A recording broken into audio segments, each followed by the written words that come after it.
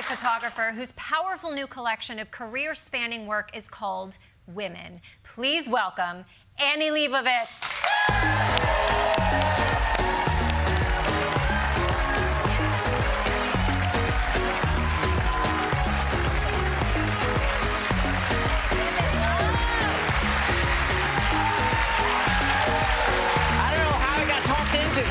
Are you kidding me?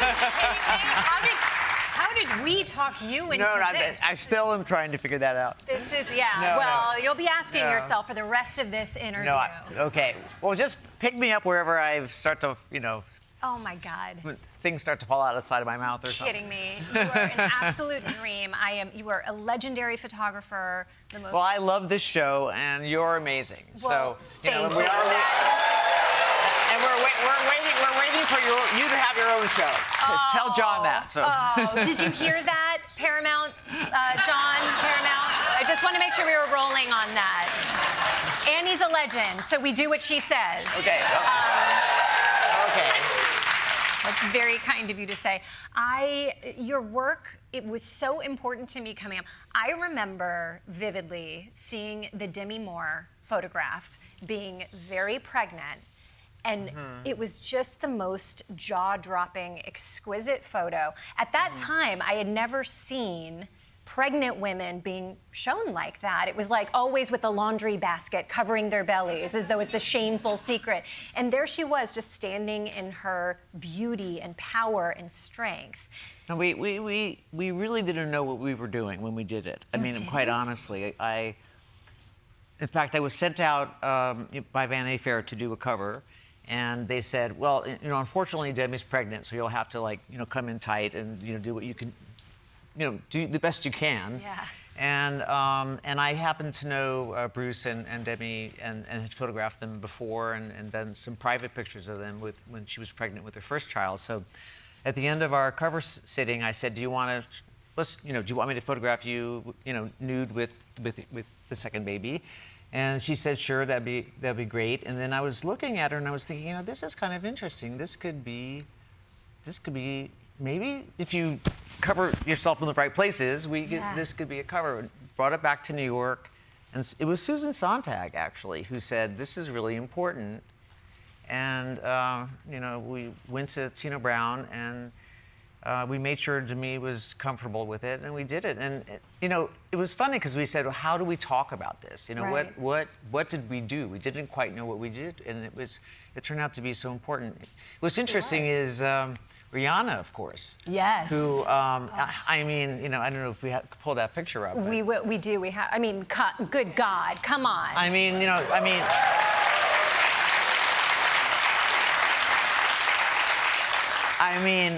She took it to a whole new place. Oh, yes, she did. And now, just amazing. So you know, when I was pregnant, I thought that's what I looked like. Turns out I looked like I was just having a severe allergic reaction for 9 months. I mean, it's such a moment. It's such a beautiful photo. No, first of all, she announced that she was pregnant with her second baby at the Super Bowl, and then the third one at the Met Gala. So the way she walks around, it's so beautiful. I mean, she's so smart, such an interesting person. And I've tried to write about photographing her, but you just get sort of taken in. I mean, she's really mesmerizing. She's just an amazing person. And it's what you pull out of your subjects too. You're known for doing. No, I feel like I'm dragged behind a car with oh, come on. With her. She's amazing. She's so smart. You're known for doing an immense amount of research on your subjects. What does that look like? Are you reading up on them? You've done research too, I've noticed. You've done a very good job. Well, thank you. That's very kind. But what does that look like for you when you do research? Are you shadowing or? It's just I don't understand why people don't think you don't do research. I mean, you have to. I mean, you have to know who you're walking in to see and how they've been photographed before and who they are and what they do. I mean, I always think I'm photographing,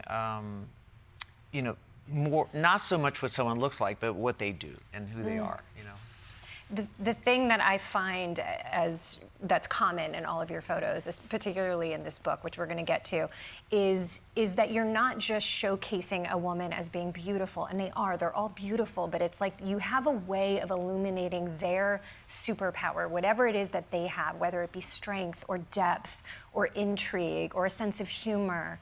Is that something that is planned out for you, or does that happen in the moment? Do you just have to be there to see it?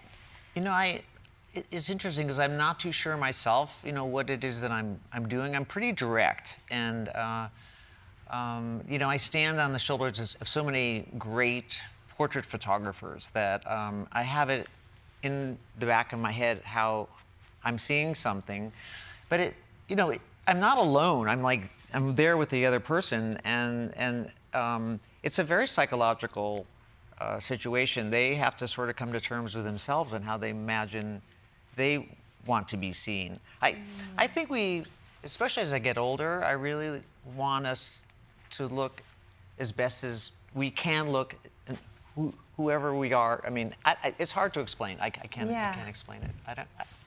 No, you did. You did.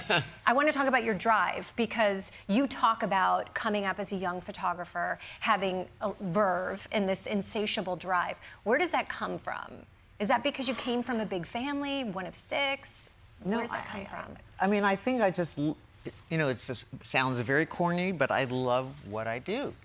And I've been doing it a long time, and I've had incredible vehicles to write on, to work with, you know, starting with Rolling Stone magazine, and then Vanity Fair, and then Vogue, and you know, I love what I do, and I love photography more than anything in the world. And you know, I studied, you know, Cartier-Bresson, Robert Frank, and became interested in you know, the world of, you know, Helmut Newton, and I mean, it's just a great. So I don't know. I just my brothers and sisters seem to have the same problem. Really? We're all, you know, very, very ambitious, driven. kind of workaholics, I guess. You know, kind of. Well, it's worked out. Yeah.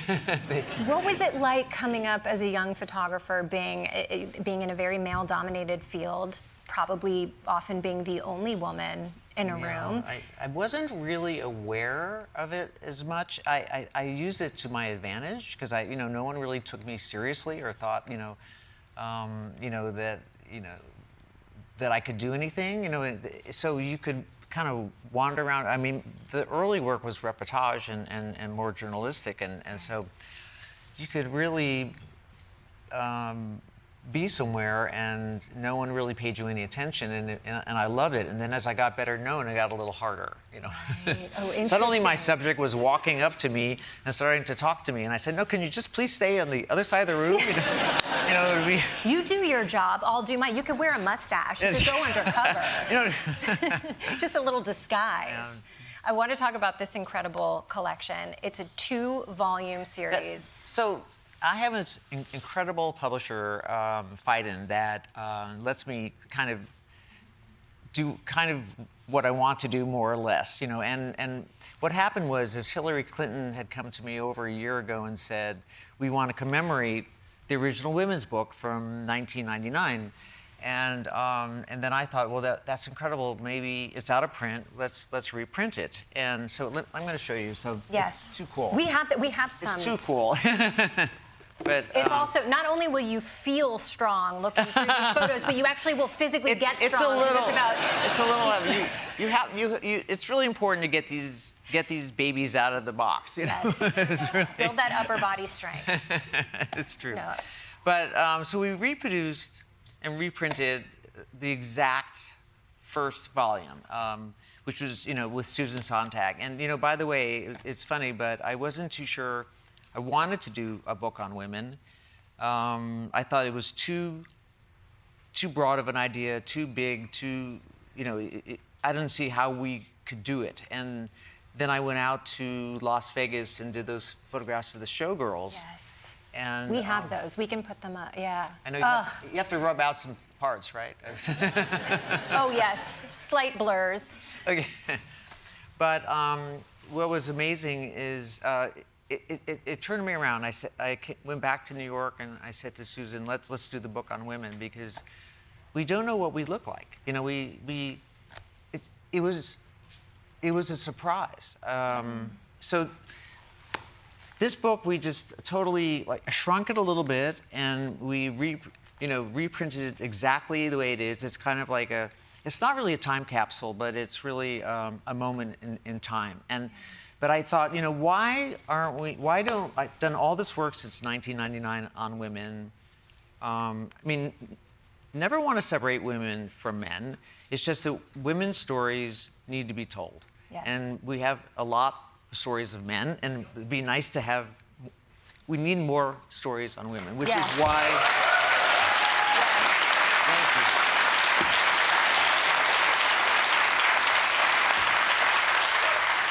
So look who I got to Gloria Steinem and Chimamanda. Chimamanda wrote a beautiful passage. Amazing. Both of them wrote beautiful pieces for this book. I just want to reference in the Showgirl series what was so spectacular about that. When you look at the photos, they're side by side. You have the woman, you have the showgirl in her makeup and her costuming and the version that she presents to the world, and then you have the authentic version of her. Both are beautiful.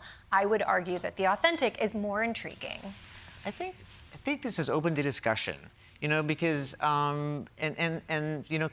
I know you were interested in has a photograph changed from you over time, and I think the showgirls, I think they still I'm still trying to sort of understand them on some level, but I met them the night before in their dressing rooms in their costumes, and they came into the studio the next day. Susan McNamara came in first, and I said, "This is true." I said, "Can I help you?" I didn't know who she was. I really didn't know who she was, and she was one of the showgirls. And so I just was so spellbound by the fact that the women came in, out of costume and unrecognizable, from in their costume. So, I don't think it's two different people. They're the same person. It's just, I'm still trying to sort it out, but it's mesmerizing to me. And that was the series that made you think, oh, this could actually be That's right. book. Yeah, maybe we could do this book. Yeah. And you also shot an incredible photograph of Michelle Obama. Oh. Yes, there she is.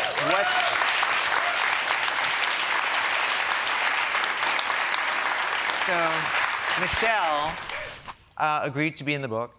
And I got a call from her office, and she said, we photographed for the new book, and we got a call from her office, and she asked if she could wear jeans, and I said sure, and so I had no idea what we were, sort of getting ourselves into. But she's so incredible. I think she also told me she was just